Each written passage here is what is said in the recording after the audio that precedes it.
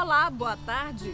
Os moradores de origem humilde de dois povoados do município de Itabaiana, no agreste sergipano, são os principais personagens do escritor Antônio Francisco dos Santos.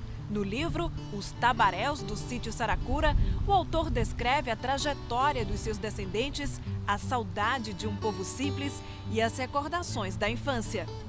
Os cenários que serviram de inspiração para o escritor ficam nos povoados Terra Vermelha e Flechas. Nossos repórteres foram até lá e confirmaram as peculiaridades dos personagens reais do livro. Os costumes de um povo transformados em um romance popular. É o que você vai ver no Terra Serigi de hoje.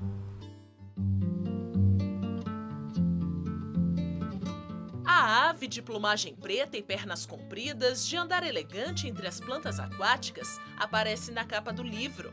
O cenário em que as saracuras surgem remonta à paisagem natural das Lagoas Cristalinas, do povoado Terra Vermelha, em Itabaiana, agreste de Sergipe, a 58 quilômetros da capital. Fonte de inspiração deste escritor, Saracura deu nome ao sítio que ele nasceu. Antônio Francisco de Jesus tem suas origens na zona rural da cidade e apresentou aos leitores as peripécias dos tabaréus do interior. Quem nasceu lá e viveu. Passei aqui no sítio até os 12 anos, mas foi o suficiente para sentir o que é duro a vida de sítio. Trabalhava demais, mas meu pai queria que eu trabalhasse muito mais ainda. Aí minha mãe viu que eu não ia conseguir viver apanhando tanto, aí me mandou para o seminário. E lá no seminário eu comecei a escrever diário, o dia a dia, o que acontecia dia a dia, a saudade que eu tinha do sítio. Então, as coisas que eu me lembrava do sítio eu escrevia nos cadernos. E virei um jornalista no tempo de seminário, que eu fiquei 6 anos no seminário. E hoje, depois de velho, com 60 anos, eu estou com 66, aí eu localizei esse material todinho e eu digo assim, puxa, eu vou aproveitar esse material, vou escrever um livro sobre os costumes do povo. E, por outro lado, minha mãe, que é um verdadeiro arquivo de informação, ela começou a me contou sempre história, eu sempre anotando as pequenas histórias dela, e ela ainda está viva. Aí eu juntei tudo e fiz um livro que, na minha opinião, é a alma do povo dos sítios de Itabaiana. Mas esse termo tabaréu, usado para identificar os nascidos na roça, não agradava muito. Itabaréu não é um elogio, na verdade. Itabaré era uma ofensa. Agredia a gente que era menino do interior, quando ia para a cidade, que a molecada da periferia, às vezes que tinha mais necessidade do que a gente, passava mais fome do que a gente.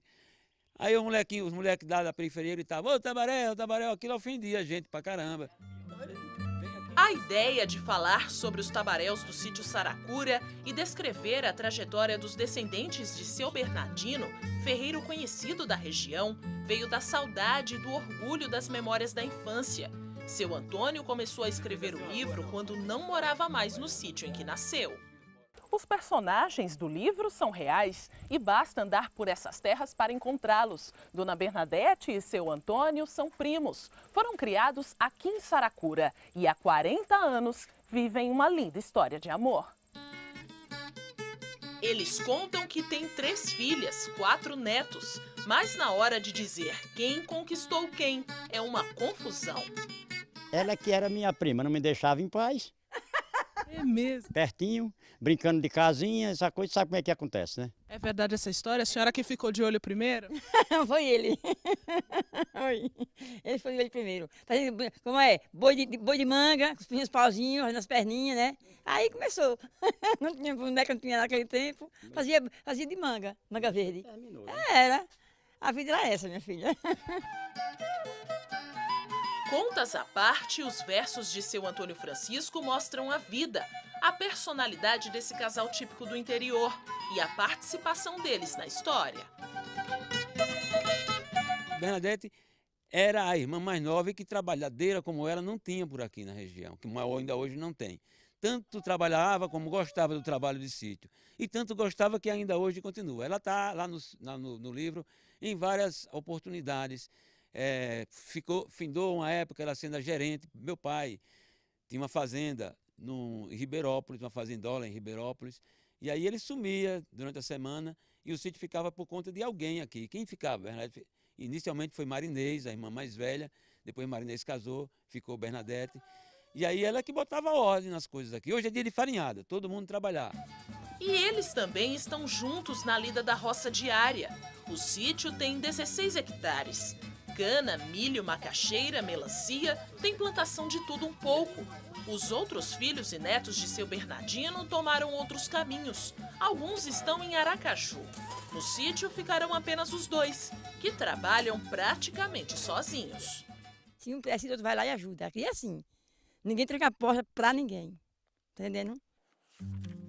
O amor à terra, descrito em 266 páginas. Os tabaréus do sítio Saracura jamais serão esquecidos. Estão eternizados nas poesias de seu Antônio. Somos filhos de Sergipe, do interior do estado. Nascemos em Itabaiana, num pequeno povoado, sem qualquer infraestrutura do mundo civilizado. Esse nome Saracura herdamos de nosso avô. Somos apenas um ramo, talvez nem seja o maior, mas pra gente que é dele, achamos que é o melhor. Quem nasceu lá e viveu, crescendo percebeu. Daqui a pouco, as lembranças e histórias dos tabaréus do Sítio dos Ferreiros, no povoado Flechas, em Itabaiana.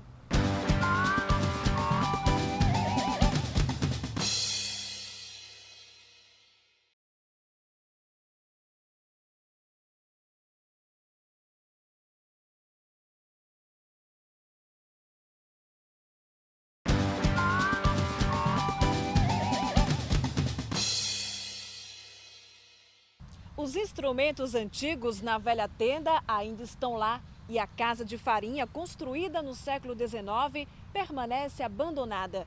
Veja na segunda reportagem as lembranças e histórias dos tabaréus do Sítio dos Ferreiros, no povoado Flechas, em Itabaiana. A 8 quilômetros do povoado Terra Vermelha está o povoado Flechas, em Itabaiana. É lá que fica o Sítio dos Ferreiros. Com a morte de Zé de Totonho, filho de seu Bernardino, o sítio está à venda, mas ainda há vestígios das antigas atividades praticadas por aqui. A tenda para a fabricação de foices e enxadas desativada é considerada uma relíquia para os parentes. Arnaldo lembra do pai, seu Totonho, personagem do livro Os Tabaréus do Sítio Saracura. Ele conta que era em Maruim que o ferro era comprado. O material passava por um processo de moldagem e acabamento em um trabalho todo manual. Tudo na mão, que antigamente aqui não existia energia, ele colocava aqui e alimava na mão, que tinha uma limazinha que nós limava para ela ficar no ponto de ir para o pasto. Os instrumentos antigos para a fabricação ainda estão na tenda. O fole para espalhar a brasa, a safra para acertar o formato da peça. No fogo, o ferro ficava no ponto para os retoques finais. Todo o processo demorava quase 1 hora. O pai de seu Arnaldo vendia as enxadas na feira da cidade. Era uma lembrança ótima, né? Que nós trabalhamos tudo, eu aprendi muito com ele, mas só que eu não consegui a mesma profissão dele, porque assim, quando meu pai vendia, era um tempo que a procura era muita. A tecnologia era menos avançada. Hoje existe muitas máquinas, os roceiros hoje não querem mais ninguém trabalhando manual na foice. É o que? Os tratores. Aí caiu a venda. Aí por isso que eu não me dediquei muito. Aí por isso que hoje a venda de mais foice não é como antigamente. Quando meu pai fazia, ele trabalhava a semana toda e ainda chegava na feira, a procura ainda faltava. Além da tenda, o Sítio dos Ferreiros também tem uma casa de farinha. Seu Antônio Francisco nos convidou para conhecê-la. A casa de taipa, estrutura velha construída no século XIX, tenta resistir à ação do tempo. Em média, 4 sacos de farinha eram produzidos por dia, pela própria família e os agregados da casa, conta o escritor. Naquela época, a cultura de mandioca era muito difundida.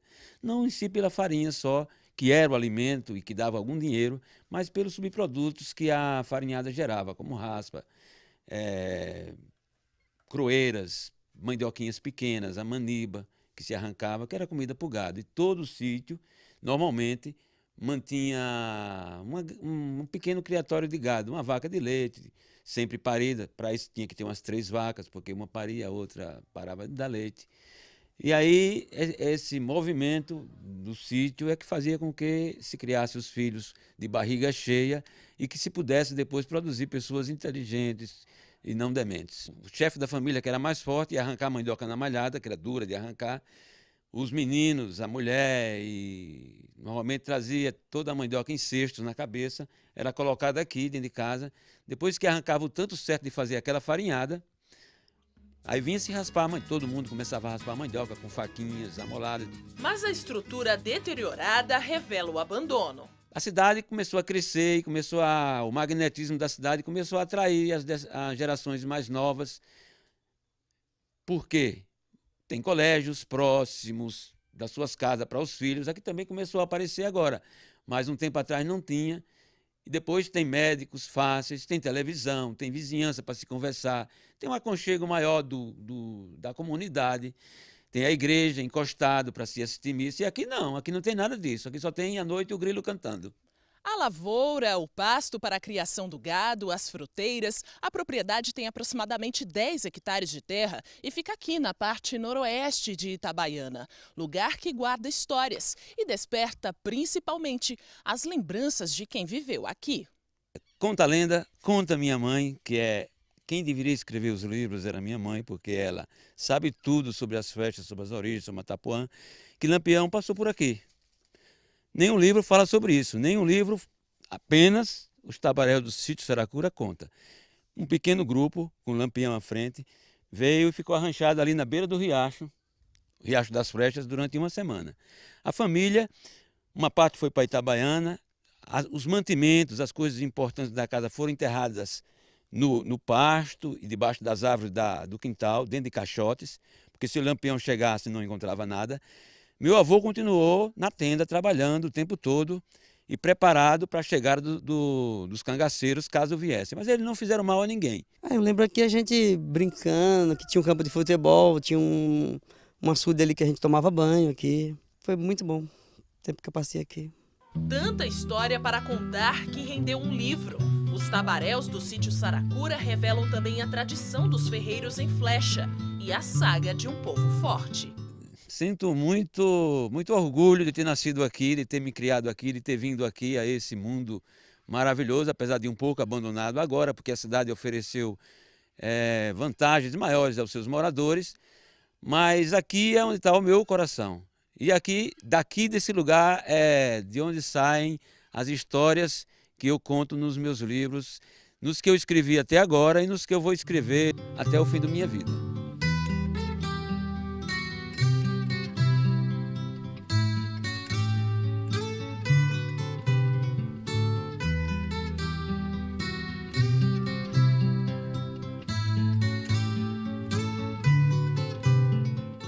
Quanta história interessante a gente encontra pelo nosso estado, não é mesmo? E você pode ajudar a contar mais uma história. É só mandar a sua sugestão para o endereço eletrônico terraserigi@tvsergipe.com.br ou ligue para o número 3045 44 44. O Terra Serigi fica por aqui. O nosso próximo encontro será sábado ao meio-dia. Até lá!